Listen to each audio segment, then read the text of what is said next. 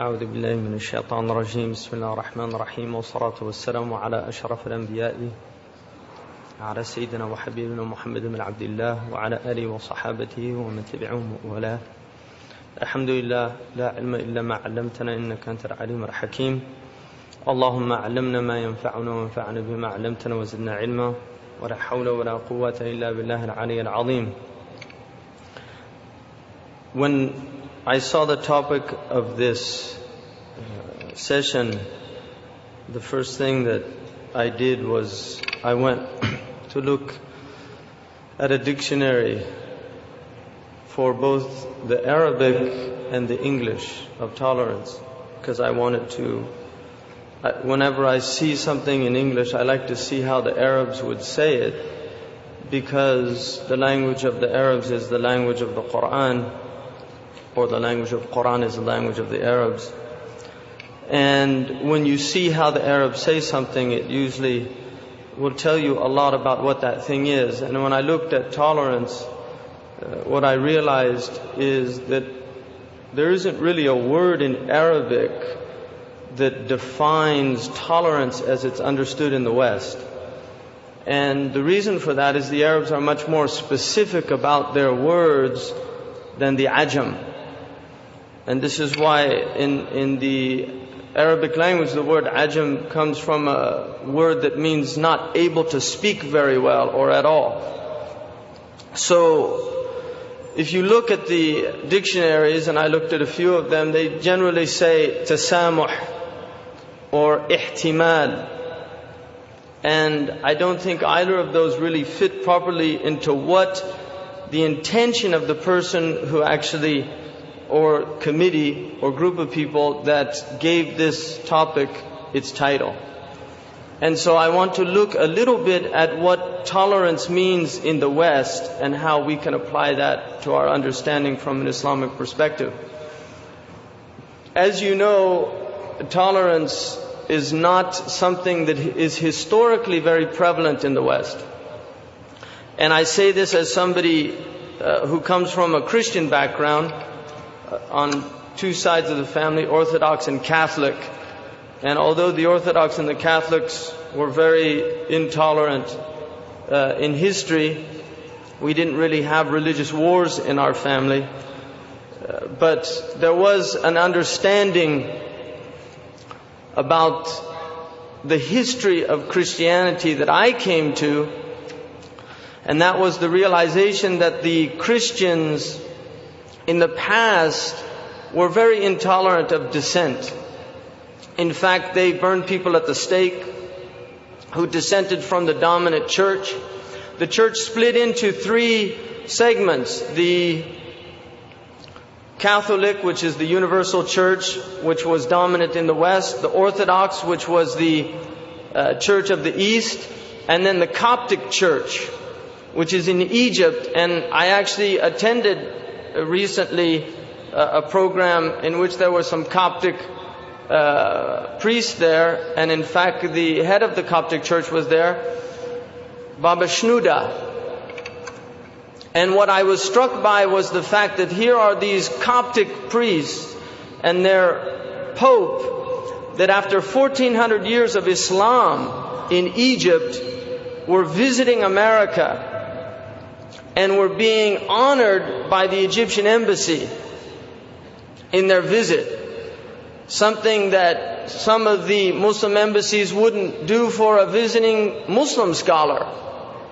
In fact, sometimes we think perhaps that the Muslims have become more tolerant at the state level for other religions than they have for Islam itself. In fact, if you look at some of the Muslim countries, we have countries where the hijab is not tolerated, but a woman to dress like a secular Western woman is tolerated.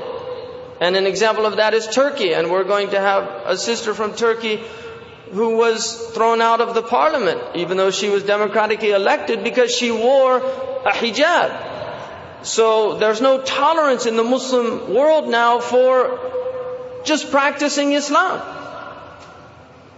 So like my brother Ustad Anwar said, is that sometimes we actually become too tolerant about the wrong things and not intolerant enough about the right things. So if you look at the history of Christianity, it's a history that had a lot of splits and divisions. And at a certain point, something very significant happened, which is the Protestant Reformation, and the Christians began to have massive wars.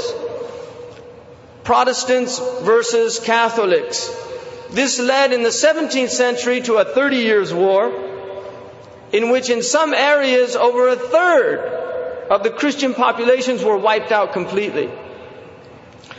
Also the English Civil War. Now at that time, some interesting characters arose. One of them was Thomas Hobbes. And he introduces ideas that the Muslims had known about for centuries, but the Christians really hadn't known about.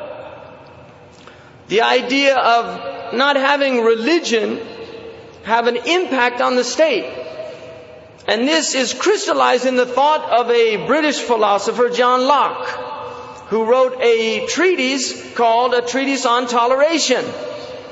And Locke, lest any of you think that he's not a significant person and that my mentioning him here is not relevant to this topic, Locke is one of the key ideologues behind the founding of the United States of America. And all of these founding fathers were deeply steeped in the ideas of John Locke. Now, John Locke believed that the problem with religion is when it impinges on the state. And so he devised a solution to separate state authority and religious authority. And so he said, and this is important because John Locke, when the King of England was brought over from the mainland, one of the people who had fled persecution in England, who was in his entourage, was John Locke. So he was next to the power nexus in England. This man, John Locke, said that what we need to do is reduce religion to the private sector. And this is what Carver in this country called God as a hobby. Allow people to have religion as a hobby, but don't allow their religion to impact the society. So we leave religion to the private sector, and it's upon the state to tolerate various religious understandings. In other words, the state, in giving the religious freedom, it demands from religion that it relinquish any interference with state policy. And this is the beginning of the separation of state and church in the West. Now, from that doctrine comes the idea that you can't really say anybody's wrong, because everybody has a right to his opinion. And this is something that the Americans actually believe is rooted in Americanism, that I have a right to my own opinion. Now, what has this led us to? Because I want to look at the word in English, tolerance, in the dictionary. It says a noun, recognition of and respect for opinion, practices, or behavior of others. Opinion, practices, or behavior of others. 2, amount of variation from a standard that is allowed, which is a very interesting definition. The amount of variation from a standard that is allowed. In other words, the tolerance is in a sense a continuum, but at a certain point you go beyond the pale, as they say in English, and something is no longer tolerable. Now, in the United States of America, this country is split. And we're in this country. We're not somewhere else. We're here. This country is split on certain key issues. For instance, the death penalty. And I think personally that every Muslim should be against the death penalty in this country. And I think it's foolish for Muslims to speak highly of the death penalty in this country, because you cannot have a death penalty in a country in which the majority of people on death row are people that could not afford lawyers. Because if you can afford a good lawyer in this country, you will not end up on death row. Which means there's a problem in the legal system. Because Islam has a death penalty, but it also has the right of the people of blood of the family to forgive somebody who has killed a member of their family. That is a right in Islam, which in a sense would solve the split in this country between those for the death penalty and those against. If you're for it, then you can demand the blood of somebody who took the life of your loved one. And if you're against that, if you're against the death penalty, you can forgive that person. That is the solution to this crisis. But the point is, this country is split on the death penalty. Some people tolerate it and others don't. It's split on abortion. Since Roe versus Wade, there have been over 40 million aborted fetuses in this country. 40 million aborted fetuses in this country. That is a Holocaust that nobody talks about. There's no memorial in Washington for all of those unborn children. There's no memorial. But we're supposed to tolerate this because this is the right for somebody to do what they want to their body. And yet we have laws against suicide in this country. You can't kill yourself. It's illegal to kill yourself, but you can kill something, a life in your stomach, in your womb. These are the inherent contradictions of the legal system in this country. And it's a system that is in deep crisis. And it's a system that the Muslims, if we, in a sense, had the scholars that were at the level of understanding the issues of this time, and there are so few in the Muslim world, that had the language and the understanding of our Islamic law, those people would be able to show where this system has gone wrong and how Islam can rectify what has gone wrong. Because there's much in this country that Islam would not throw out. But there are elements in this country that definitely Islam would not tolerate. So if you look at the idea of accepting something up to a point, and then another is the permissible deviation from a specified value of a structural dimension, capacity to withstand pain or hardship. But this last one I thought was very interesting. Physiological resistance to poison. Now, if you've studied medicine, you know that we have in medicine what's called drug tolerance. You can also become tolerant to a poison, like alcohol, which is a poison. A person who drinks a good deal of alcohol will eventually become more and more tolerant, and the threshold reaches higher and higher levels. So it takes more alcohol to get them drunk. But the body has developed a tolerance. It does not mean the body's not being poisoned by it. The body will eventually be destroyed by it. And this is the type of toleration that exists in this country. It is a type of toleration that will ultimately kill the social body, because it's tolerating things that are intolerable. You cannot say that it is something that should be tolerated when homosexuals can adopt children and raise them in their homes. That is beyond the pale. It's a variation that has gone past what is acceptable.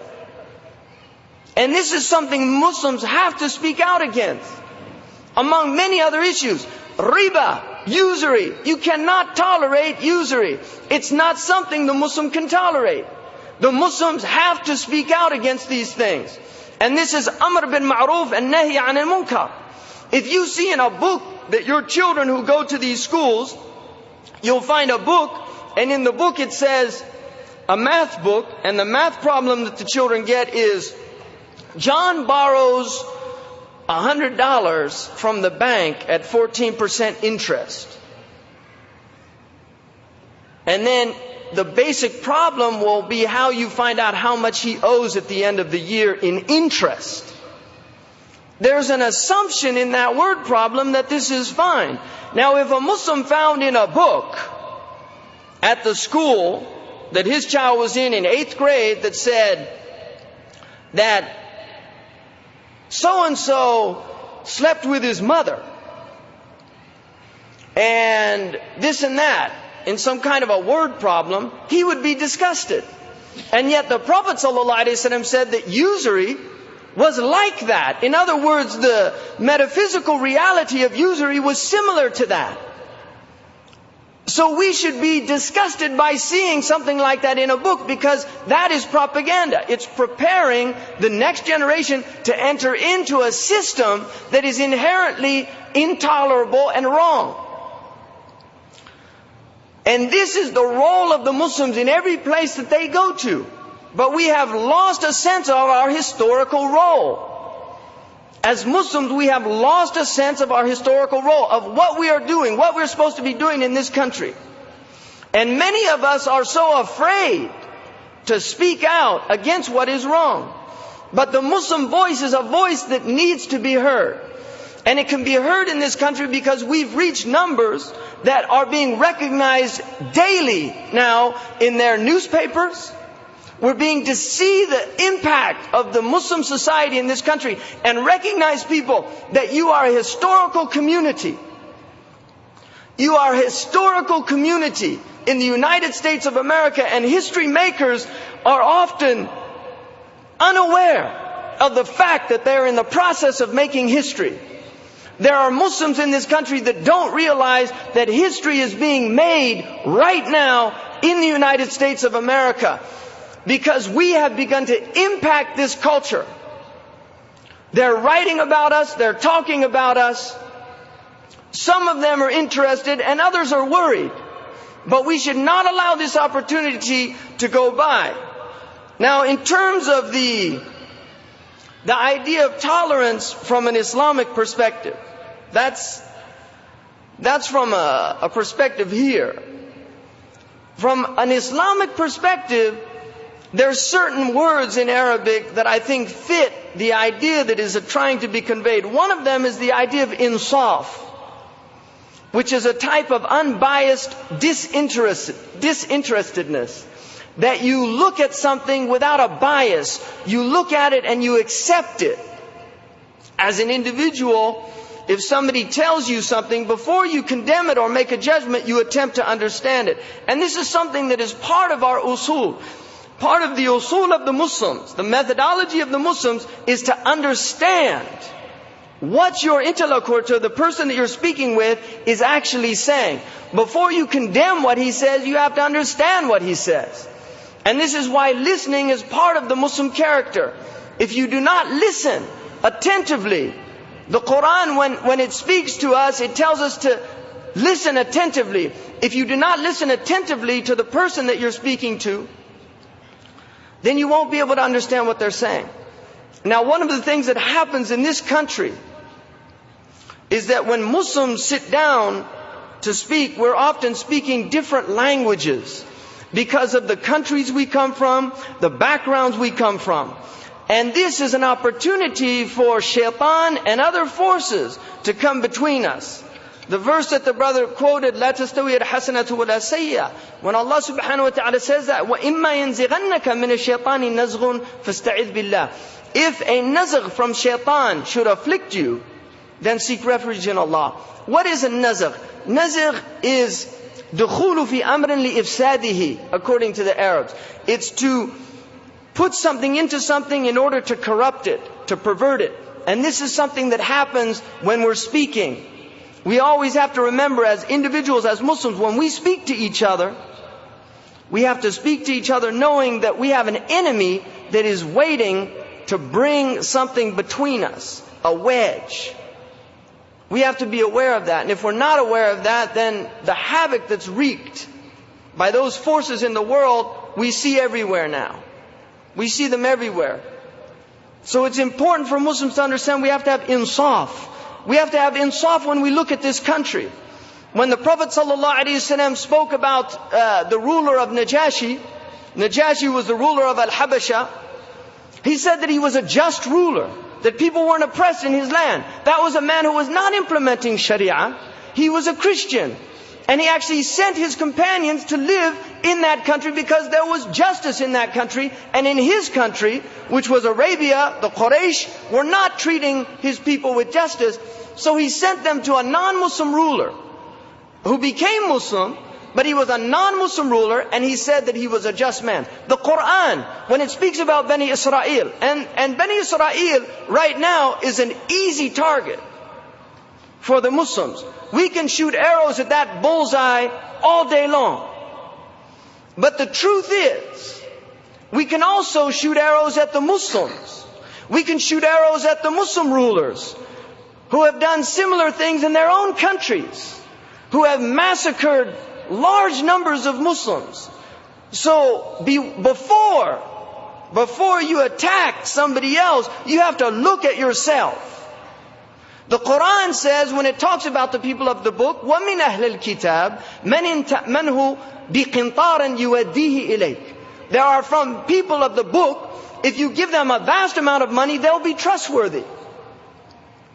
وَمِنْهُمْ إِنْ تَأْمَنْهُ بِدِينَارٍ لَا يُوَدِّيهِ إِلَيْكَ. And there's among them those who, if you give them a small amount of money, they won't be trustworthy. That verse is insaf. It's saying from the people of the book there are just, upright people in their commercial transactions, and then there's others that aren't.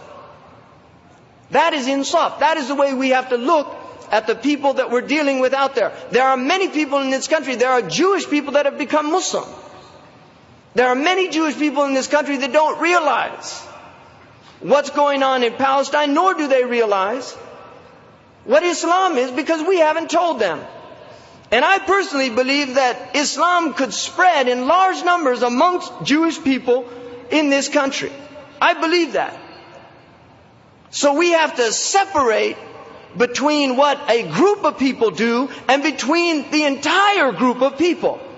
Because there are hadiths that indicate the essential enmity and animosity of Bani Israel towards the Muslims, but there are other hadiths and other verses of the Quran that indicate that they're not all covered under those ayahs and those verses. And we know for a fact that we have a history of Jews and Christians living in the Muslim lands under just circumstances, contributing to the Muslim societies. But we're living in dark times, and we have to be aware of the times that we're living in and understand the nature of the times. Islam is a religion that teaches people to be intelligent. It teaches us to think and to deliberate before we act. And this is where we're lacking. The Muslims are lacking in strategic planning. We're lacking in strategic planning. We don't think in long terms. We're people that get angry easily. And then our anger subsides and little is done. It's better to be cool-headed in the face of a tribulation, and then to act in a way that will benefit the situation, not in a way that will make it worse or won't change it at all. This is something that the Muslims have to realize. We have to realize as a community and a people that we have to stop being emotional. We have to stop shouting. We have to stop screaming. The demonstrations that we do have very little effect the way that they're done. They alienate more than they educate. If you want to win people over to your side and your understanding, then the vast majority of people are level-headed.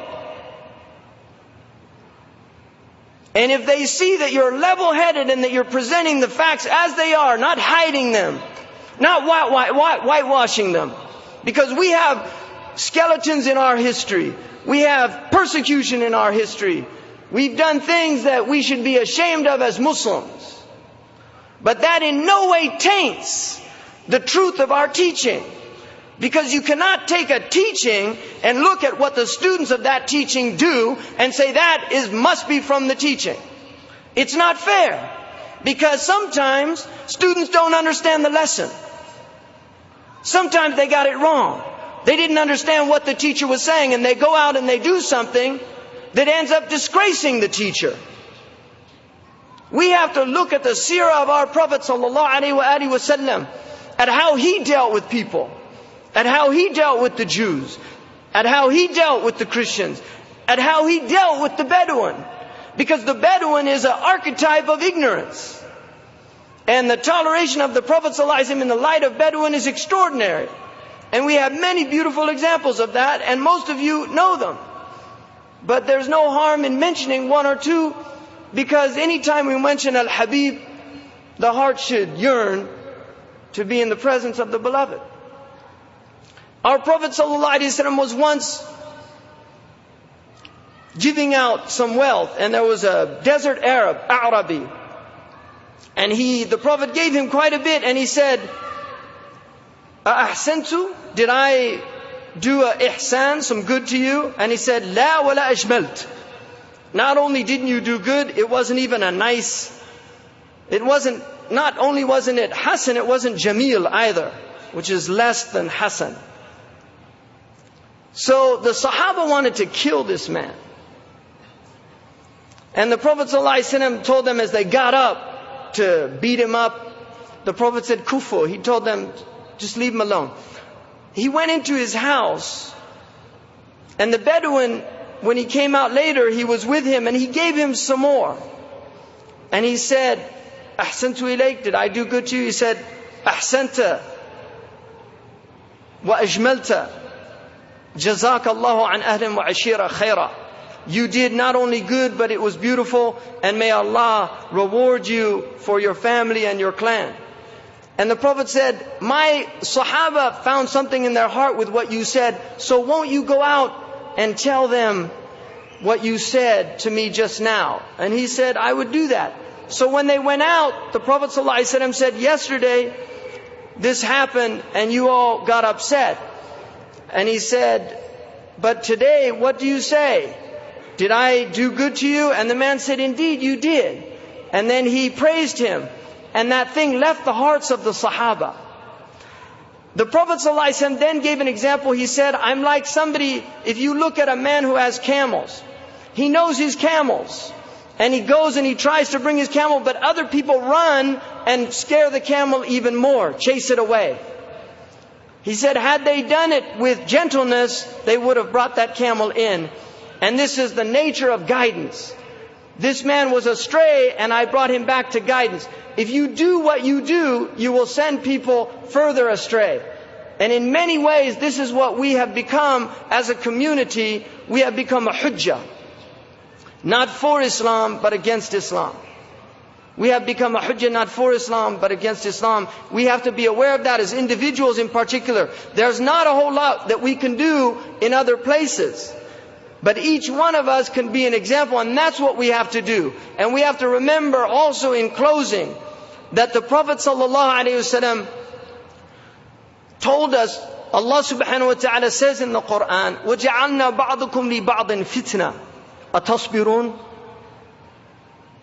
We made some of you a tribulation for others. Will you show patience? Will you show patience? Because that is another aspect of tolerance, is the ability to bear pain and hardship. To bear pain and hardship. وَجَعَلْنَا بَعْضُكُمْ لِبَعْضٍ فِتْنَةً أَتَصْبِرُونَ وَكَانَ رَبُّكَ بَصِيرًا. Your Lord sees everything. He sees when you're patient and when you're not. And patience is in the first slap, not in the second. Patience is when the tribulation first occurs. That's real patience. So we're told in the Quran that some of us are a tribulation for others, and then we're asked a question by Allah subhanahu wa ta'ala, which is istifham inkari in the Arabic language. It's a question that is refuted in the question. No, this is not. This is not an example of that. Atasbirun, will you be patient? This is istifham. It's a question from Allah subhanahu wa ta'ala. Will you be patient? Will you show patience to your Lord? Sa'di, the Persian poet, said, what would you say if you were invited to a banquet by the Lord of the worlds, and you went to that banquet, and you went into this huge banquet hall, and you saw all these other guests that were invited to the same banquet by the Lord of the worlds. He said, how would you treat those guests? And then he said in his poem, Sa'di knows that every soul on this earth was invited here by the Lord of the worlds to share in the banquet of life. This is the way we should look at the earth. We should look at the earth as everyone on it is a guest of God. And there are some guests that misbehave. There are some guests that do terrible things. There are some guests that soil the house. There are some guests that wreak havoc in the house. But they're all guests of the same generous Lord, and all of them have the potential and the ability to rectify their state, to make tawbah to Allah subhanahu wa ta'ala, ma lam yugharghir, as long as their throat has not felt the ruh about to leave it. So we should have patience as long as we're here. And I believe that all of the tribulations that are happening in the Muslim world right now, we should reflect deeply on these tribulations, and first and foremost, like my brother said, turn here. Because this is the only change that you as an individual can enact initially. But that change, we cannot underestimate the profound impact of that change. We can never underestimate the profound impact of the change of each individual. And so, above all, we should be intolerant to those qualities in our own selves that Allah subhanahu wa ta'ala dislikes, and to be tolerant of those very same qualities in those around us, knowing that they're in a state of tribulation.